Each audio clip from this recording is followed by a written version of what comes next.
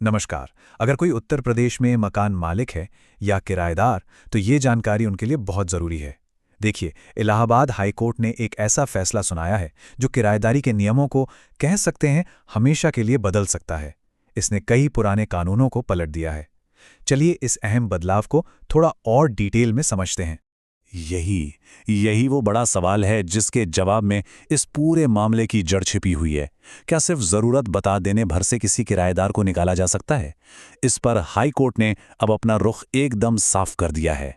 तो चलिए सबसे पहले देखते हैं कि इलाहाबाद हाई कोर्ट का ये बड़ा फैसला आखिर है क्या। सीधे शब्दों में कहें तो इस फैसले ने मकान मालिकों के लिए अपनी निजी ज़रूरत बताकर प्रॉपर्टी खाली कराना पहले से काफ़ी ज़्यादा आसान कर दिया है। इस फैसले का जो सार है वो बहुत सीधा है। कोर्ट ने साफ कर दिया है कि अगर कोई मकान मालिक कहता है कि उसे अपनी जगह की ज़रूरत है तो बस बात वहीं ख़त्म। अब अदालत इस बात की गहराई में नहीं जाएगी कि ये ज़रूरत कितनी असली है या कितनी सच्ची। और यकीन मानिए, ये एक बहुत बहुत बड़ा बदलाव है। अच्छा, ये फैसला आया कहाँ से? चलिए इस कानूनी फैसले को एक असल मामले से समझते हैं जिसकी वजह से ये सब हुआ। ये मामला है श्यामपाल नाम के एक किराएदार और उनके मकान मालिक का। तो यहाँ पर कहानी के दो पहलू हैं। एक तरफ है किराएदार श्यामपाल, जिनकी पूरी रोजी रोटी, पूरी आजीविका उस छोटी सी दुकान पर ही निर्भर थी। और दूसरी तरफ है मकान मालिक बीएस एंटरप्राइजेस, जो एक बढ़ती हुई कंपनी है और जिसे अपना कारोबार बढ़ाने के लिए ठीक उसी जगह की जरूरत थी। तो जाहिर है दोनों की जरूरतें आपस में टकरा रही थी। किराएदार का पक्ष भी देखा जाए तो काफी मजबूत लग रहा था। उनकी दलील ये थी कि मकान मालिक के पास और भी जगहें हैं और अगर उन्हें दुकान खाली करनी पड़ी तो उनका तो जीवन यापन ही मुश्किल हो जाएगा। आपको बता दूं, पुराने कानून के हिसाब से ये एक बहुत महत्वपूर्ण दलील मानी जाती थी। तो सवाल ये है कि फिर अदालत ने किराएदार की ये दलील क्यों नहीं मानी? इसका जवाब छुपा है किराएदारी से जुड़े कानून में हुए एक बहुत बड़े, एक बुनियादी बदलाव में। देखिए, पहले एक कॉन्सेप्ट होता था सदाशयता। कानून की भाषा में इसे बोना फीड्स कहते हैं। इसका मतलब ये था कि मकान मालिक को ये साबित करना पड़ता था कि उसकी ज़रूरत बिल्कुल असली है और नेक नीयत है। अदालतें इसकी बहुत गहराई से जांच पड़ताल करती थीं। अब ये जो टेबल है ना, ये इस पूरे मामले का दिल है।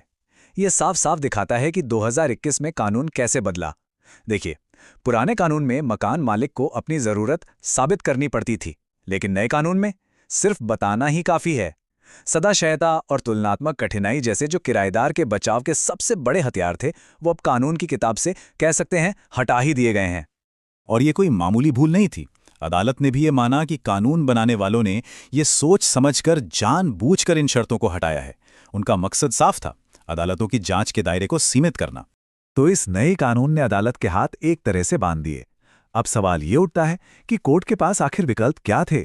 चलिए समझते हैं कि अदालत ने खुद अपने दायरे को सीमित क्यों पाया और बेदखली के आदेश में दखल देने से इनकार क्यों कर दिया।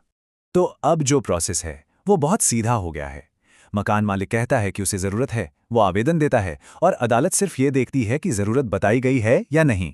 बस उसकी सच्चाई की जांच करना अब अदालत के काम का हिस्सा ही नहीं रहा।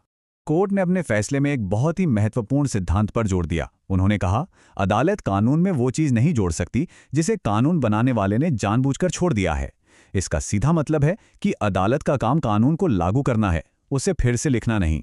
तो सबसे महत्वपूर्ण बात जो बॉटम लाइन है वो ये है कि अदालत की भूमिका अब एक इन्वेस्टिगेटर की नहीं रही, बल्कि सिर्फ एक कंफर्म करने वाले की हो गई है। तो अब सबसे बड़ा सवाल, इस फैसले का असल दुनिया में मकान मालिकों और किराएदारों की जिंदगी पर आखिर असर क्या पड़ेगा? मतलब अब आगे क्या होगा? तो कुल मिलाकर बात यह है कि जो शक्ति का संतुलन है वो अब मकान मालिकों की तरफ झुक गया है।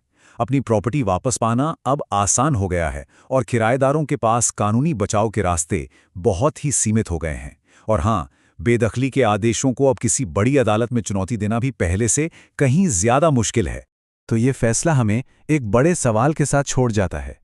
शक्ति संतुलन में आया ये जो नया मोड़ है, ये भविष्य में मकान मालिक और किराएदार के रिश्तों को कैसे बदलेगा? क्या इससे निवेश बढ़ेगा या फिर किराएदारों की मुश्किलें? इसका जवाब तो अब आने वाला वक्त ही देगा।